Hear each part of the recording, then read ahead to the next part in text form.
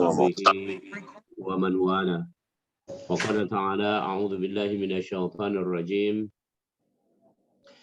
واصبر نفسك مع الذين يدعون ربهم بالغداة والعشي يريدون وجهه ولا تعد عينك عنهم تريد زينة الحياة الدنيا ولا تطع من أغفلنا قلبه عن ذكرنا واتبع هواه وكان أمره فرطا صدق الله وبعد.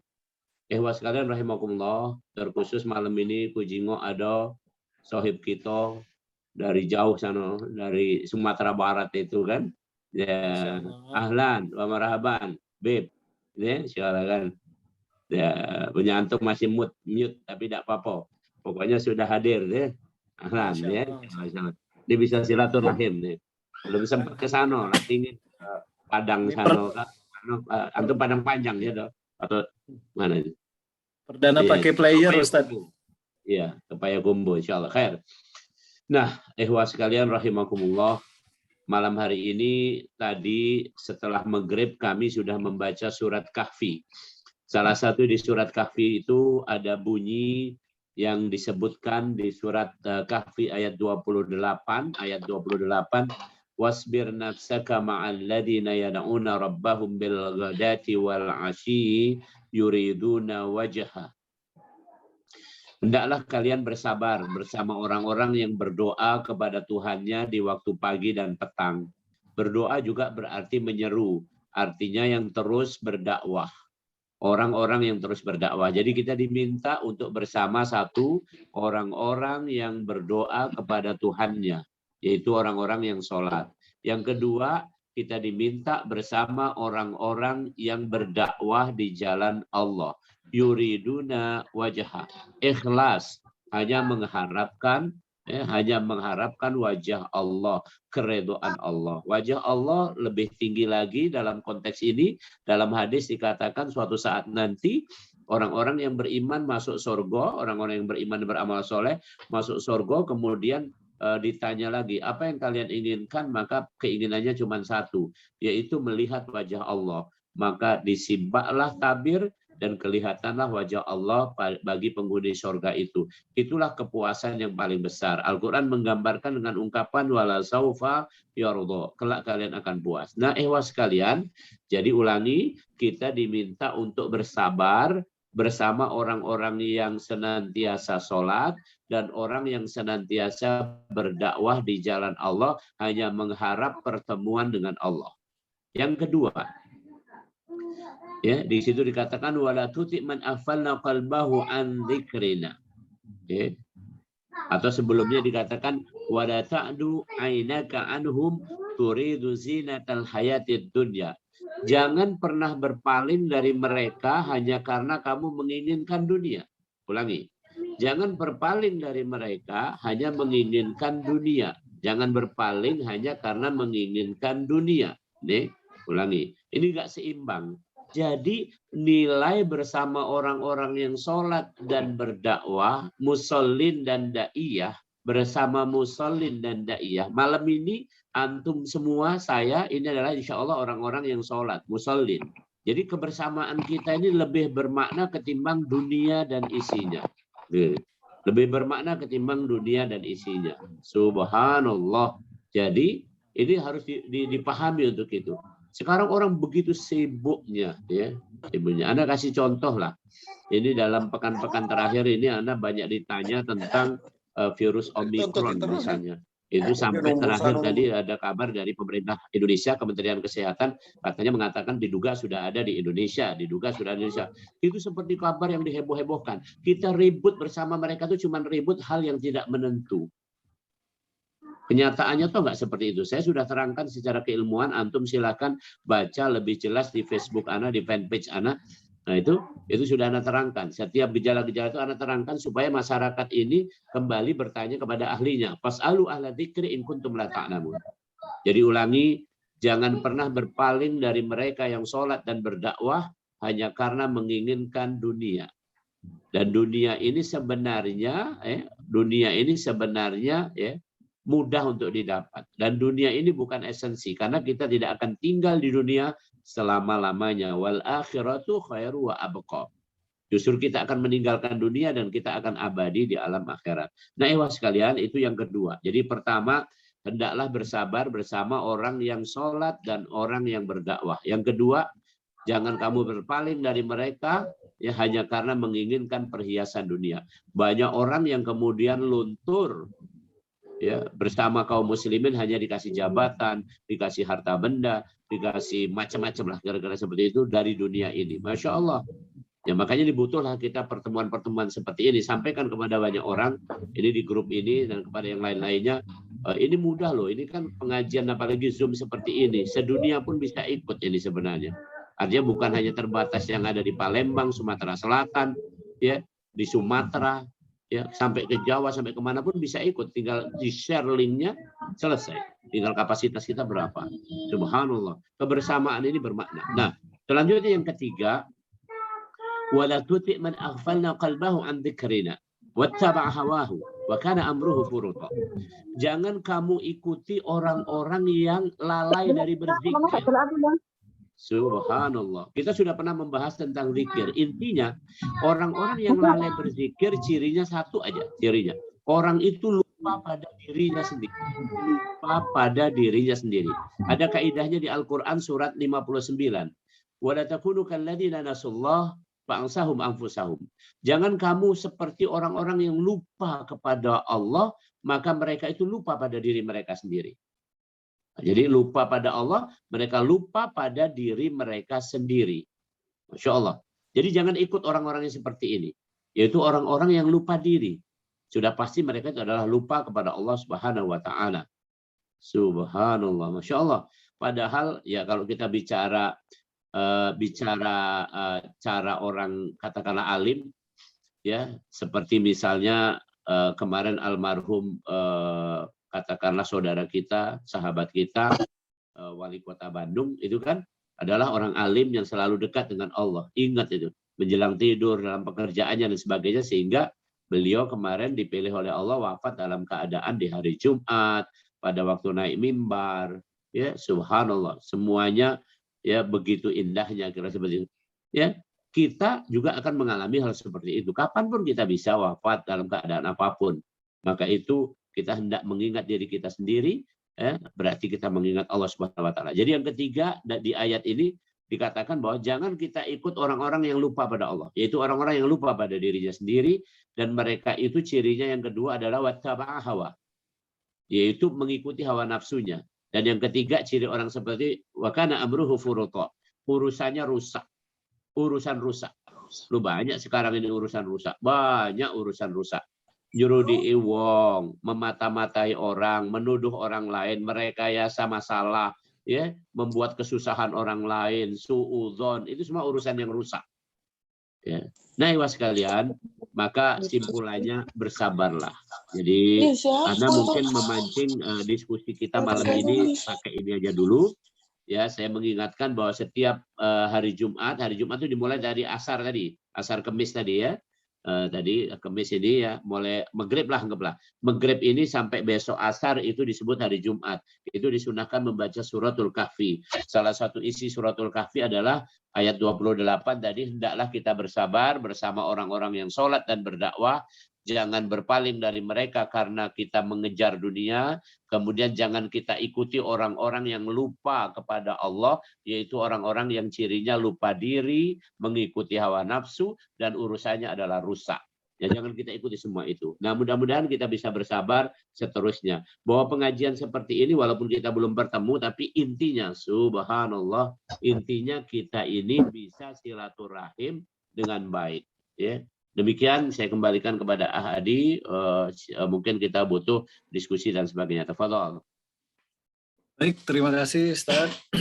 Silakan ikhwah fillah sekalian, ukhti fillah sekalian ingin bertanya kepada guru kita, diskusi atau apapun yang ingin di-sharingkan, silakan melalui media ini. Tafadhol, silakan. Langsung saja tanpa kami tunjuk ya.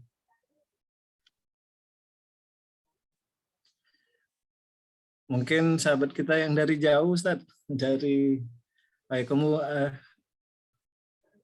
Abdurrahim Salum, silakan.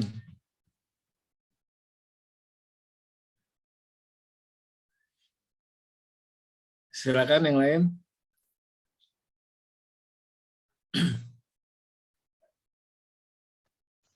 Ada?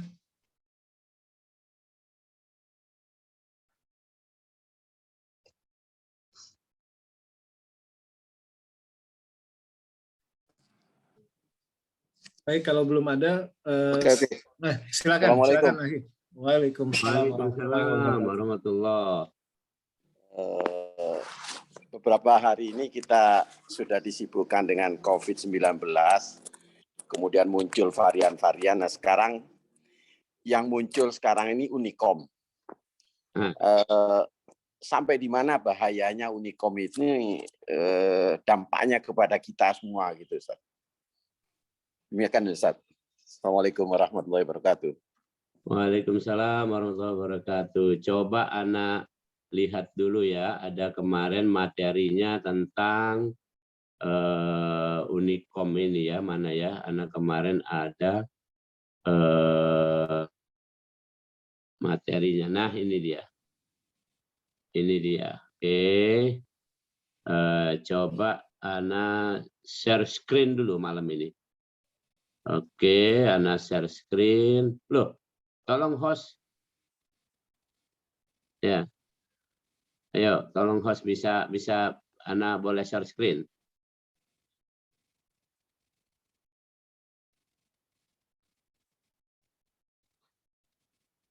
Ini biar enak. Nah, alhamdulillah. Oke, baik. Ini Ana share screen. Oke. Kelihatan semua? Belum, Ustaz. Kelihatan ya? Belum, Ustaz. Belum. Belum muncul. Belum, Ustaz. Belum. Kok belum? Sebentar. Ini Ana sudah share screen. Oh, ini baru muncul kalimatnya ini. Oke, kelihatan? Ada Ustaz, ada. Oke, Kelihatan, Ustaz. baik. Sudah mulai kelihatan variannya, Ustaz. Ya. Jadi tolong camkan ini. Ini agak rumit sedikit, tapi nggak apa-apa. Ana buat yang ringkas saja. Oke ya. Seperti ini. Virus COVID-19 itu bentuknya yang di atas, yang paling atas. Yang tengah itu adalah proteinnya, yang paling bawah adalah nukleotida atau RNA-nya. Oke. Waduh. Oke. Nah itu tolong di mute ya. Siapa yang rame-rame itu? Bentar. Ya, oke ya. Kemudian selanjutnya bahwasanya Omikron ini punya mutasi lebih dari 30 titik. Ada 34. Kalau dihitung 34 titik mutasinya. Nah, mutasi pada Omikron. Mutasinya itu melebihi pada mutasi Delta. Tetapi tidak serta-merta Omikron itu bahaya. Lihat, ini saya sampaikan. Dampak mutasi pada Omikron itu baru diduga. Hanya diduga. Nah, diduga punya potensi menularkan, meningkat. Diduga punya keganasan, meningkat. Dan diduga bisa menetralisir vaksin. Itu baru diduga. Ya, yang baru terbukti cuma satu. Ada dugaan bahwa ini mirip-mirip Delta. Jadi boleh saya simpulkan bahwa simpulannya bahwa Omikron ini dilebay-lebaykan, ya, lebih dibesar-besarkan, dan ini sebenarnya nggak konsisten. Siapapun, mau pemerintah Indonesia maupun WHO, itu kalau melebaikan ini berarti mereka menafikan vaksin. Kalau begitu nggak perlu vaksin dong. Ya kalau gitu, kalau ini dilebay-lebaykan kira seperti itu. Jadi kira-kira yang kedua ada bukti bahwa Omikron ini menjangkiti mereka-mereka yang terkena HIV.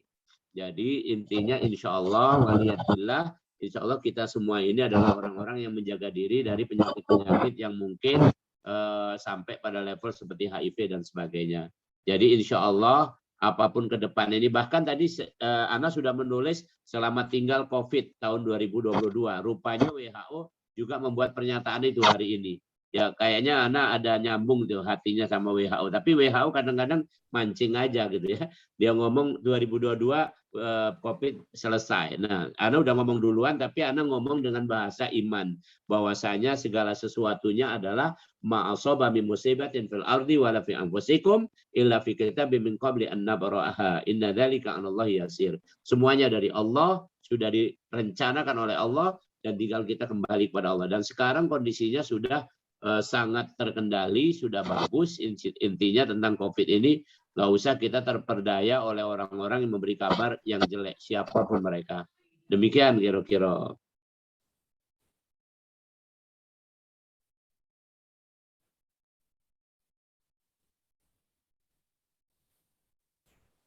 Mute itu, Beb. Mute itu. Iya. Ya. Masya Allah. Syukran, Ustaz. Sama-sama. Insyaallah. Ya, Khair. Ada lagi yang lain? Silakan. Iya, Assalamualaikum Ustadz, izin nanya. Waalaikumsalam. Ya, fadhal, Ibu. Ini kan kembali ke Al-Kahfi. Di surah Al-Kahfi ke ayat ke-58 itu tentang azab ya, Ustadz ya? Ayat berapa? Ke-58. 58. Ya, gimana? Apa yang Ya, ditanyakan? jadi gini, kan katanya Allah itu memberikan azab kepada manusia yang berbuat dosa itu kadang tidak langsung. Bisa pada waktu tertentu yang dikehendaki Allah gitu. Tapi kadang saya melihat di lingkungan gitu ya, ada orang gitu misalkan melakukan satu perbuatan dosa, zina misalkan gitu. Tapi sempat tobat dan memperbaiki diri menjadi lebih baik. Hanya saja pada saat mungkin punya anak atau punya cucu, kejadian yang pernah dibuat orang tuanya itu terulang kembali, apa itu bentuk azab atau seperti apa Ustadz? Karena kan saya pikir sudah sempat tobat gitu ya. Tapi kejadian lagi ke bawahnya gitu. Termasuk azab nggak itu Ustadz? Terima kasih. Baik. Jadi berkenaan dengan ampunan Allah khususnya di surat Kahfi ayat 58, di situ jelas-jelas tertulis wa rabbukal ghafuru dzurrahmah. Dan sesungguhnya Tuhanmu itu dzur rahmah. Kata-kata dzu itu artinya memiliki dan itu sudah built-in. Jadi pada prinsipnya Allah, ya, pada prinsipnya, ya, sekali lagi, pada prinsipnya Allah Subhanahu wa Ta'ala itu ya, memiliki sifat kasih sayang yang permanen. Ya. Kalau bahasa yang lebih jelas lagi di hadis dikatakan bahwa ampunan Allah itu mendahului murkanya. Jadi dari sini pertanyaan Ukhti tadi ya bisa kita jawab, insya Allah ya, sebenarnya ketika seseorang berbuat dosa dan sudah memohon ampun, yakin bahwa itu diampuni Allah. Yakin bahwa itu diampuni Allah. Bahwa kejadian itu misalnya terjadi lagi pada keturunannya dan sebagainya, itu tidak lantas serta-merta kita simpulkan bahwa ini belum diampuni Allah dan sebagainya. Memang kita tidak punya bukti bahwa kita diampuni Allah. Nggak ada bukti. Kita nggak punya bukti kita diampuni oleh Allah. Tetapi kita harus punya perasaan bahwa kita diampuni oleh Allah Subhanahu wa Ta'ala. Kenapa? Nah, dalam hadis yang lain dikatakan ana inda dzanni abdi bi. Saya tergantung sangkaan hamba. Saya tergantung sangkaan hamba. Dan Allah sendiri menyebutkan di banyak ayat, faqultu astaghfiru rabbakum. Hendaklah kalian minta ampun kepada Tuhanmu. Yang lain lagi, wastaghfirullah, innallaha ghafurur rahim. Minta ampunlah. Allah Maha Pengampun lagi Maha Penyayang. Jadi intinya kalau kita membaca itu. Dan kemudian tolong bagi kita semua ini manusia, sesama kita tidak punya hak untuk menilai orang lain. Itu satu. Yang kedua, kita tidak punya hak untuk menghakimi orang lain. Nah, tolong dicamkan ini. Nah, kenapa? Karena boleh jadi yang kita pandang orang lain itu jelek, tapi sesungguhnya dia punya kebaikan yang sangat banyak. Ya, silakan baca surat An-Nisa ayat 19. Misalnya contoh dalam hubungan suami istri. Antara suami dan istri itu pribadi yang ketemu dengan sifat yang berbeda-beda. Ya, maka kata Allah di ayat 19 itu fihi khairan katsira. Boleh jadi kamu tidak suka kepada apa yang ada pada istrimu atau pada suamimu. Sesungguhnya di dalamnya ada atau di balik itu ada kebaikan yang sangat banyak. Jadi boleh jadi apapun yang terjadi sama saudara kita, apalagi dia sudah mohon ampun dan kita juga bisa mohon ampun, maka yang terjadi adalah kebaikan. Tinggal kita sangka kepada Allah adalah kebaikan. Ingat, di ayat 58 ini bahkan ditegaskan, kalaupun Allah hendak menyiksa, ya maka ya tentu akan disegerakan. Jadi kalau nggak disegerakan dan dia sudah mohon ampun, insya Allah ini adalah dapat ampunan. Sangkaan harus baik. Karena kalau kita sangkaan buruk kepada Allah, ngapain lagi kita hidup di dunia? Ya, harapannya apa gitu? Ya, ngapain kita hidup di dunia ini sangkaannya jelek, ya Allah, rasanya aku di dunia ini katik guno banyak dosa. Sudah lama ini kelebu baik, nah begitu. Tapi kita, ya Allah, aku banyak dosa, tapi Engkau Maha Pengampun, kira-kira begitu. Demikian. Terima kasih, Ustaz. Baik, silakan yang lain langsung saja tanpa kami tunjuk bertanya dengan guru kita. Silakan.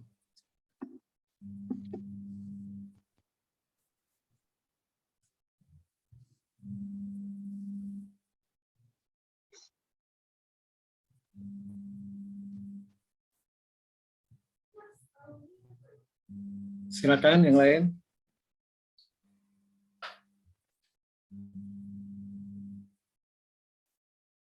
Tafadhol. Tafadhol ya, silakan. Kalau masih ada.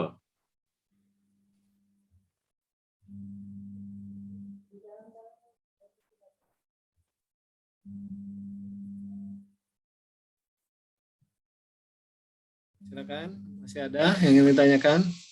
Kalau belum ada, kita tutup. Insya Allah kita lanjut pekan depan. Tapi intinya, mari sama-sama kita sediakan waktu. Ana juga menyempatkan diri untuk kita setiap malam Jumat pukul 20 kita berkumpul walaupun sebentar. Bukan masalah waktunya, tapi kualitinya. Kualitasnya kalau kita ketemu ini ada hikmah yang diambil. Ada hikmah yang diambil. Saya mengingatkan saja Allah Subhanahu wa taala berfirman di surat Al-Baqarah, wa may yu'tal hikmata faqad utiya khairan katsira wa may yadzakkaru illa ulul albab. Ya, bahwasanya siapa yang mendapatkan hikmah, dia mendapatkan kebaikan yang tiada taranya. Jadi intinya hikmah ini hanya bisa didapat kalau orang melakukan. Jadi orang dapat hikmah itu bukan dengan cara nanya sama orang lain. Misalnya gini, tadi malam pengajian ya sama Prof. Yono, ya gimana ceritanya, itu bukan hikmah. Kalau mau dapat hikmah ya tadi malam hadir, kira-kira begitu. Malam ini hadir dan kemudian merasakan ini, walaupun sebentar tapi merasakan. Ini pasti yang kita bicarakan malam ini, baik dari Ana maupun antum yang bertanya dan kita ngumpul ini, pasti ada kesan di batin kita. Itu yang namanya khubra di surat Kahfi, experience atau pengalaman yang nanti akan menimbulkan hikmah. Nah ini kita tumpuk saja, tiap malam Jumat ada sekali-sekali. Setahun paling tidak 40 kali lebih ya kita kira mendapat hikmah dari pertemuan bersama Ana. Bersama ustadz yang lain, bersama orang lain, bersama keluarga, bersama siapapun, itu juga dapat hikmah. Begitu banyaknya hikmah kita. Ya kira-kira demikian untuk kita semua. Insya Allah mudah-mudahan ya mulai semangat ya, pecahnya lah mulai banyak.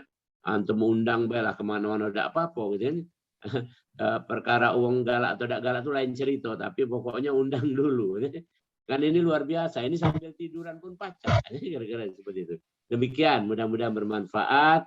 Afum minkum. Assalamualaikum warahmatullahi wabarakatuh. Waalaikumsalam warahmatullahi wabarakatuh. Alhamdulillah, malam ini pengajian kita selesai. Tadi sudah mendapatkan tausiah dari guru kita, Profesor Yono. Baik, untuk selanjutnya kita tutup kajian kita ini dengan sama-sama beristighfar 3 kali kepada Allah. Astagfirullahaladzim. Astagfirullahaladzim. Astagfirullah. Nah, kita tutup dengan membaca doa penutup majelis. Subhanallahumma wa bihamdika asyhadu an la ilaha illa anta astaghfiruka wa atubu ilaik.